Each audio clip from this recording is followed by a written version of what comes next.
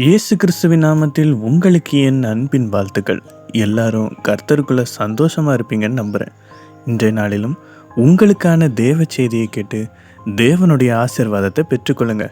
மறக்காம கடைசி வரைக்கும் கேளுங்க. கர்த்தர் உங்களை ஆசீர்வதிப்பாராக. ஆமென்.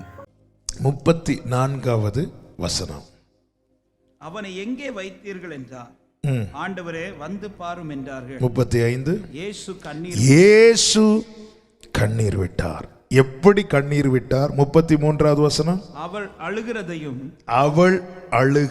அவளோடு கூட வந்த யூதர்கள் அழுகிறதையும் இயேசு கண்டபோது ஆவியிலே கலங்கி துயரமடைந்து கண்ணீர் விட்டார்.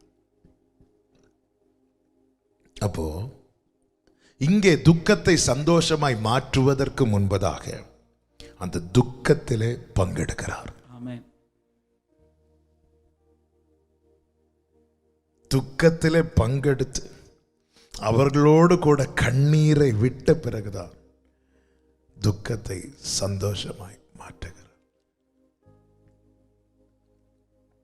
இழப்பின் வலி அவருக்கு நல்லாவே தெரியும். ஏன் தெரியுமா? பிதாவின் மடியில் இருந்தவர் இப்பொழுதும் இருக்கிறவர்,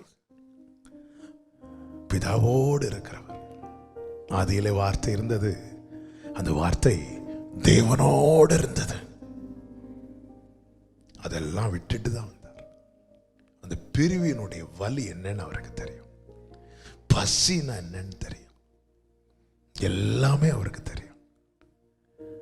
அவர் என்ன செய்தார் தெரியுமா? அழுதார். என்று முகம் வாடியால் தெய்வத்தின் முகம் வாடும். இயேசு அங்கே வந்தது அழுவதற்கல்ல, அழுகை மாற்றுவதற்கு. ஆனால் அவர் அழுதார். அழுது அழுகை மாற்றினார். அழுது அழுகையை மாற்றினார். என் காரியத்தின் நிமித்தம் நான் நடக்கிற கண்ணீரின் பள்ளத்தாக்கு நிமித்தம் அவர் கண்களில் எப்பொழுது கண்ணீர் வருதோ அப்பொழுது இந்த கண்ணீரின் பள்ளத்தாக்கு எனக்கு நீரூற்றாய் மாறும். வேதம் அதைதானே சொல்லுகிறது. அழுகையின் பள்ளத்தாக்கை உருவ நடந்து அதை நீரூற்றாக்கி கொண்டார்கள். மழையும் குளங்களை நிரப்பும். அதன் அர்த்தம் என்ன? நீ அழுது இதை நிரப்ப முடியாது, இது நிரப்பாம உன்னால கடக்க முடியாது. அதனால நான் உனக்கு உதவி செய்கிறேன். மழை குளங்களை நிரப்பும்படிக்கு உதவி செய்கிறேன். என் கண்ணீரில் அவர் பங்கெடுக்கிறார். 3 நாட்கள் லாசரு மரித்தது நிமித்தம் மார்த்தாளும் மரியாளும் அழுதார்கள். எப்பொழுது 4வது நாளாக இயேசு வந்து அந்த கண்ணீரில் அந்த துக்கத்தில் பங்கெடுத்தாரோ அன்றோடு அந்த கண்ணீருக்கு முற்றுப்புள்ளி, அன்றோடு அந்த அழுகைக்கு முற்றுப்புள்ளி.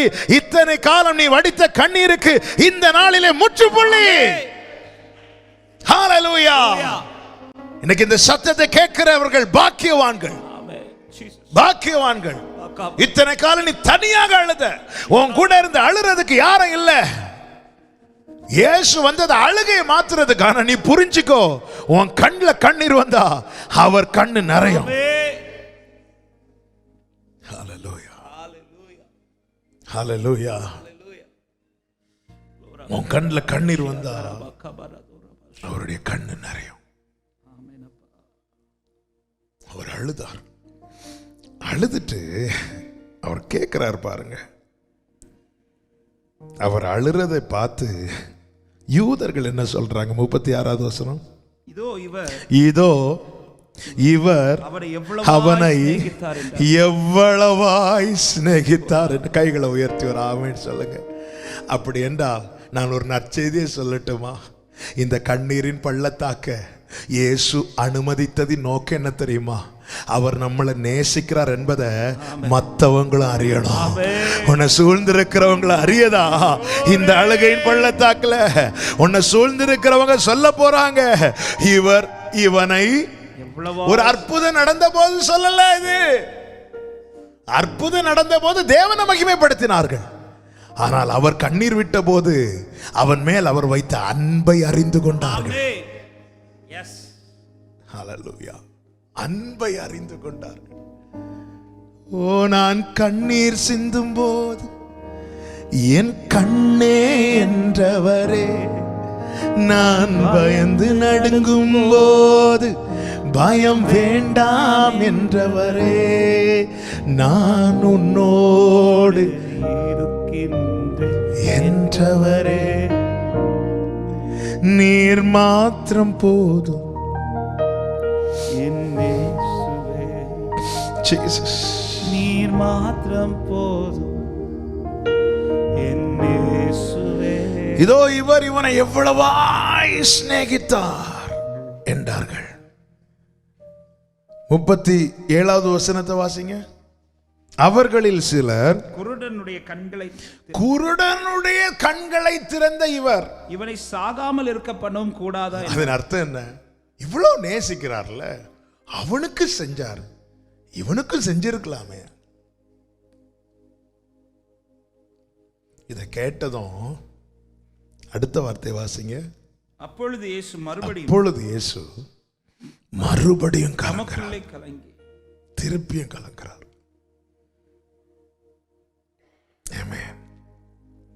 ஆண்டவர் இதை அனுமதித்தது அவங்களை தண்டிக்கிறதுக்கு இல்லைங்க, அவருடைய நாம மகிமைப்பட. ஆனால் இது மற்றவங்களுக்கு தெரியாது. தெரியாததுனால நிறைய பேசுவாங்க. அதெல்லாம் கேட்டுட்டு அவருடைய உள்ளம் கலங்கும். நான் இதை இயேசுவின் நாமத்தில் சொல்றேன். மற்றவங்க என்னவும் பேசட்டும், நீங்க அப்படி பேசிடாதீங்க. அவனுக்கு செஞ்சீங்களே, எனக்கு செய்யாம எனக்கு ஏன் செய்யற, பேசிடாதீங்க. அவருக்கு அது ஃபீல் ஆகும். இவங்க அப்படி பேசினது அவருக்கு ஃபீல் ஆச்சு. 38வது வசனம். அப்பொழுது இயேசு மறுபடியும் தமக்குள்ளே கலங்கி கல்லறையின் இடத்துக்கு வந்தார். கலங்கி கண்ணீர் வடித்தார். கலங்கி கல்லறையின் இடத்தில் வருகிறார். முதலாவது கலங்கினது வேதனையில கலங்கினார். 2வது கலங்கினது மனுஷர்களுடைய வார்த்தையினால். ஆனாலும் அவனுக்கெல்லாம் செஞ்சாரு. இவனை ரொம்ப தான் நேசித்தார்ல, இவனுக்கு செய்ய வேண்டியதானே. இது மற்றவங்க பேசலாங்க, ஆனா நீங்க பேசிடாதீங்க. ஆண்டவர் உண்மையிலே உங்களுக்கு என் மேல பாசம் இருக்குன்னா இதை செய்யுங்க. பலர் அன்பை மட்டும் டவுட் பண்ணிடாதீங்க. அவர் செய்யறதும் நம்ம மேல இருக்கிற பாசத்துல தான், செய்யாம இருக்கிறதும் நம்ம மேல இருக்கிற பாசத்துல தான். இதை மட்டும் என்னைக்கு நீங்க பிடிக்கிறீங்களோ அன்னைக்கு தான் கிறிஸ்துவின் அன்பை விட்டு பிரியாது இருக்கும்படி அந்த உறுதியான தீர்மானத்தை எடுப்பீங்க. நான் கேட்டதை தந்தது என் மேல இருக்கிற பாசத்தினால, நான் கேட்டதை தராததும் என் மேல இருக்கிற பாசத்தினால. அவர் கலங்கி கல்லறையின் இடத்தில் வந்து ஒரு கல் வைக்கப்பட்டிருக்கு. இயேசு சொல்றார், கல்லறைய எடுத்து போடுங்க.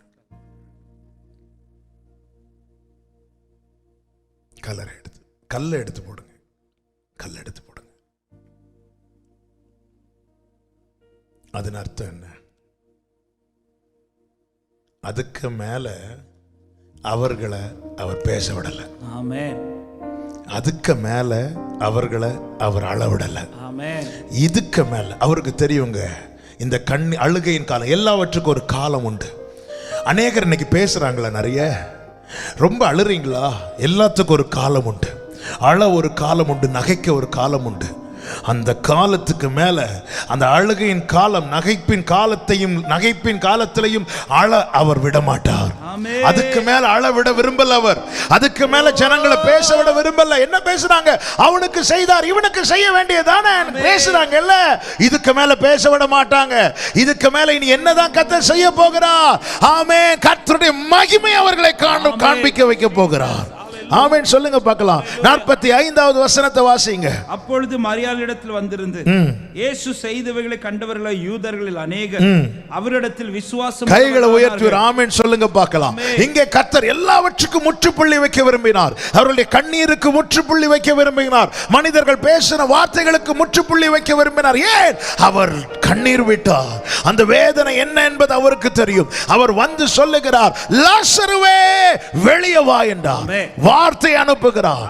வேதம் என்ன சொல்லுகிறது தெரியுமா? அவருடைய வார்த்தை மகா தீவிரமாய் செல்லுகிறது.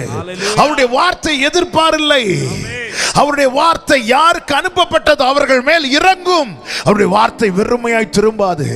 வார்த்தை உள்ளே போயிட்டு திரும்ப வந்துட்டு இல்ல லாசர் உள்ள இல்லைன்னு சொல்லல. உண்மையிலே லாசர் அங்க இல்லை. ஏன்னா சரீரம் தான் இருக்கு. ஒரு மனிதன் ஆமென் ஆவி பிரியும் போது அவனுடைய ஆத்மா எடுத்துக்கொள்ளப்படுகிறது. அவனுடைய சரீரம் மாத்திரமே இருக்கிறது.